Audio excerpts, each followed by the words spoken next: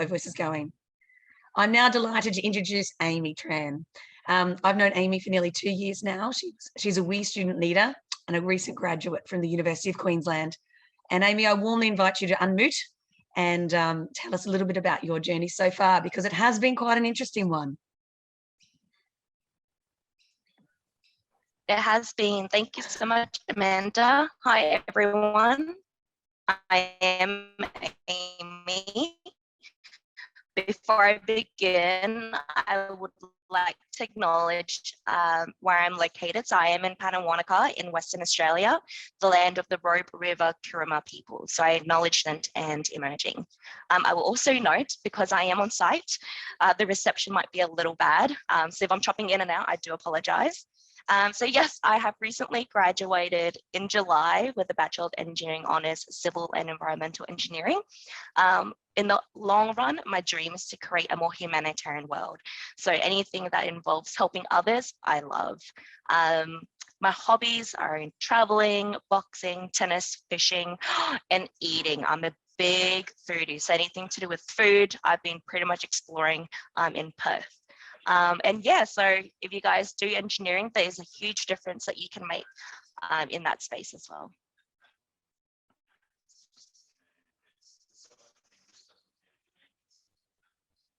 There might be a bit of a lag. I'm going to take it. If there is, that's cool. I'll wait for the slide to pop up on my end. Well, the next slide's about your journey to engineering.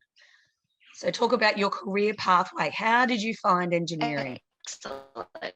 So my journey to engineering honestly has been, oh, awesome. Oh, thanks, Amanda. Sorry,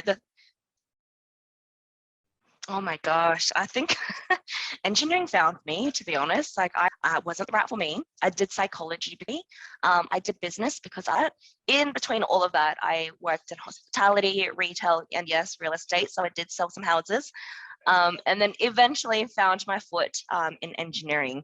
But I honestly almost dropped out of engineering 2 years in because it was that hard transitioning from everything in between to now. But since then, attending open days, being actively involved with women in engineering, and all that aspect has made me develop a passion in that realm. And I think from there, my grades got a little bit better, which is good. And yeah, so the reason why I chose civil and environmental is I love traveling.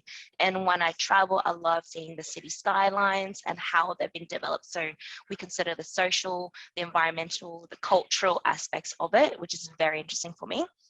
The best memory, I'm going to swipe that. I'm going to change it. Actually, it was my graduation text, getting the grade. We're in Bali as a post-grad holiday. And the text came out for each semester. The last one was really on the line. And I remember waking up and I cried. I went to my friend. I was like, holy moly, I did it. We got through it. That's probably my best memory from uni. And why be a part of Women in Engineering? It's because I get to be myself and I get to share what is important about it. So diversity and inclusion. And I hope to be able to spread what I've learned and taught in Women in Engineering in Rio Tinto as well. Mentoring, so that's an aspect within Women in Engineering that I had the privilege of doing. So my first mentor, Ros Green, Rio Tinto, in the copper technical team back when I was in Brisbane. And from that, I've had other mentors and coaches throughout the time and have been in touch with them in different aspects of my career, which is very interesting. I'll take that. The slide is coming up next, so I will then hop into my global experience.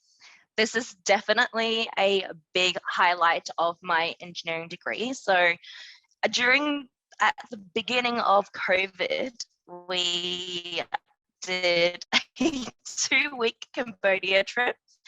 And I was fortunate to have the New Colombo Plan funding. So that really helped me with this experience where I was able to get an X amount towards it. And what we did was we pretty much prototyped a water filter for the community of Kodambong. As you can see, we are with our homestays there, and that was us translating our project to a translator and then all the communities within Cambodia. And I think that's fantastic to be able to connect with others on a different scale and also understand culture and history from a different perspective. Highly recommend.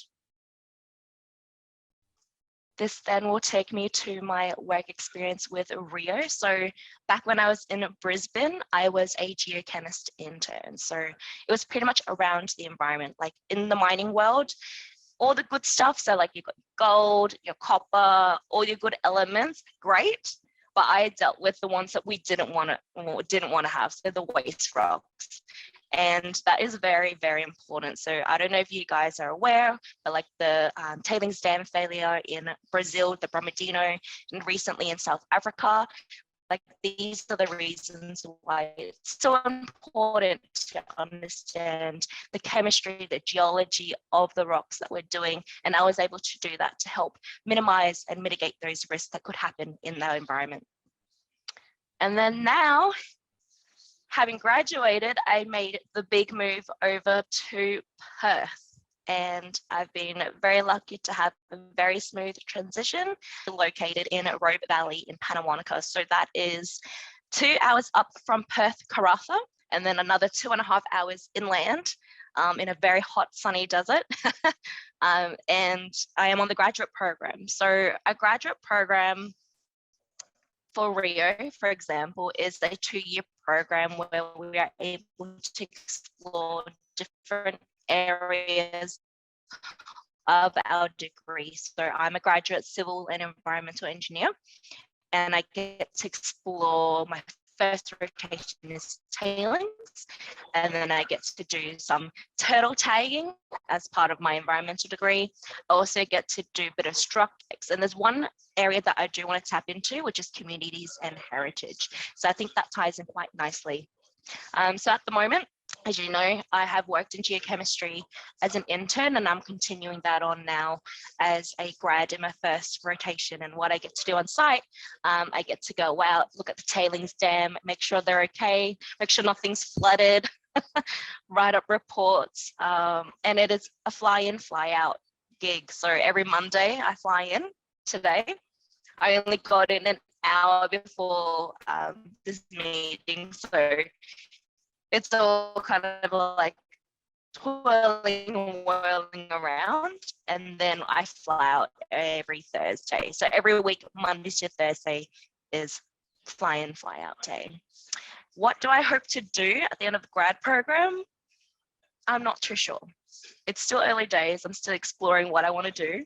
And I'm hoping that next on, podcast, definitely tune into, but seriously, what is engineering? You'll definitely hear from Laura and myself. We were able to debut in a few of the series. And it's pretty much a realm of what engineering is. You get to hear chemical engineering industries, civil, hear about the research that they're doing, and also hear from our student leaders and what we think about it as well. And I think that's fantastic. So definitely check it out. So wherever you listen to your podcast, it's available for you there.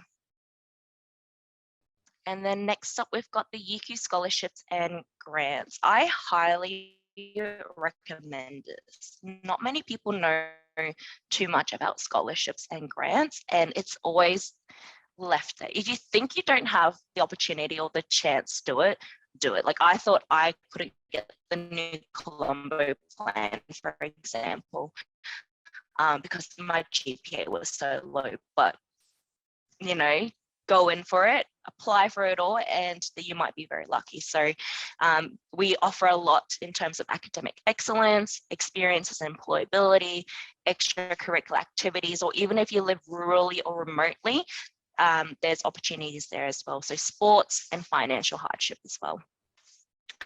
And there will be a list of eligible scholarships for you. So currently we've got the Liverips, the UQ Excellence Scholarship, all of that. It's pretty much within our website down below. Check it out. Please do apply. If you don't hit all criteria, apply for it anyway, because you'll be in shock for sure. Excellent, Amy. Thank you so much for sharing your journey. It is a unique one, going from real estate to engineering, but we're so glad you've done it.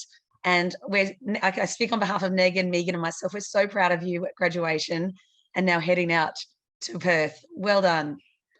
Thank you so much for sharing your experience.